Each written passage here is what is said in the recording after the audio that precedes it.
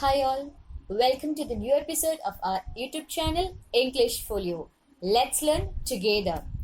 Today we are discussing about William Shakespeare's Merchant of the Venice. Before moving on to the video, if you have not yet subscribed our channel, please do subscribe and hit the bell icon so that you'll not miss our latest updates. So let's move on. Merchant of the Venice is a 16th century play written by William Shakespeare. Its full title is The Most Excellent History of the Merchant of Venice. It was first staged in 1598. Its setting is Venice and Belmont. Now let's see its characters. Antonio is the protagonist of the play, who is the Merchant of the Venice. Bassanio is his close friend, later husband to Portia. Portia is a heiress of Belmont. Antonia's other friends are Graziano and Lorenzo. Graziano is in love with Nerissa. She is a lady in waiting to Portia. And Lorenzo is in love with Jessica. She is the daughter of Shylock. Shylock is a Jew money lender and he is the antagonist of the play. Other characters are the Prince of Morocco and Prince of Aragon, who are the suitors to Portia. Then Balthazar and Stephano, they are the servants of Portia. Lancelot Gobbo and Old Gobbo, they are the servants of Shylock. Duke of Venice is the authority who presides over the case of Shylock's bones. So these are the major characters. Now let's move on to its plot. Plot of the play goes like this. Bassanio is in love with heiress of Belmont, Portia. In order to woo her, he needs money. Since his friend Antonio's money was all tied up in his business ventures, he offers to guarantee a loan for Bassanio. They both approach Shylock, the rich Jewish money lender of Venice, who was a business rival to Antonio. Shylock agrees to credit the loan, but on a condition of signing a bond which says that default of the loan will result in Shylock cutting a pound of flesh from Antonio's body. It is agreed and the money was credited. Meanwhile, Jessica, Shylock's daughter, fed up of father's actions, feels guilty and ashamed and proceeds to elope with her lover Lorenzo, thereby to escape her damning relation with Shylock. At Belmont, Portia's dead father's will stipulates that her suitors must choose the right casket containing her portrait out of the three to marry her, and if the guess went wrong, they must swear never to marry anyone. Prince of Morocco and Aragon chooses the gold and silver caskets and fail in their attempt. Bassanio opt the lead casket and win the hand of Portia. Here in Venice, all Antonio's ships get lost in the sea, making him bankrupt.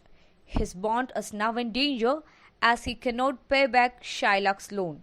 Bassanio and Graziano reaches Venice for help.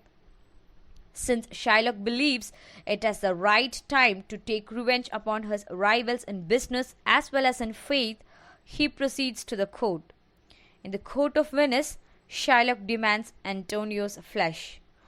Duke seeks legal advice from a young doctor of the law and his law clerk, who were Portia and Nerissa in disguise. As Balthazar, Portia, in a famous speech about mercy, repeatedly asks Shylock to forgive. She says that mercy is twice blessed. It blesseth him that gives and him that takes. However, Shylock adamantly refuses any compensations and insists on pound of flesh. Then court grants him the permission, and while he prepares for his knife, Portia rightly intervenes and says that his contract does not entitle him to any blood, so that if a drop of Antonio's blood is shed, it is violation of the bond. Another clause is the weight of the flesh must be 1 pound, no more, no less. If both these things fail, all his fortunes will be confiscated. Defeated, finally Shylock agrees for the compensation in money, which was offered by Bassanio, but Portia denies that too, as he refused it at open court. All his wealth was confiscated as he posed life threat to a Venetian citizen. Portia and Nerissa ask for their rings from their husbands as lawyers feel. At Belmont, first they accuse their husbands for losing their rings, then reveal their identity. Antonio finally learns that his ships were actually not lost but stranded in sea and have returned safely. While the couple in the play end up happy, Shylock's punishment seems neither merciful nor just. Not only is he unable to collect the money he is rightfully owed by Bassanio, but he loses the rest of his wealth, his daughter, and Jewish faith. His forceful conversion is shockingly anti-Semitic and unjust to modern readers. In short, Merchant of Venice is essentially a play about property, in telling the story of a merchant who treats his own flesh as property to secure a loan. The play asks questions about value of life itself.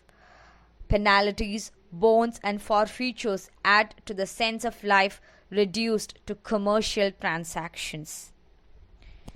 Discussing about the major themes in the play, we have the themes of race, wealth, friendship, marriage, justice, love, isolation, and choices.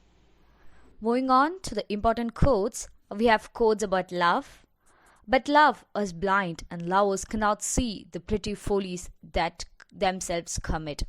For if they could, Cupid himself would blush to see me thus transformed to a boy. Act 2, Scene 6. One half of me is yours, the other half yours, mine own, I would say, but if mine, then yours, and so all yours.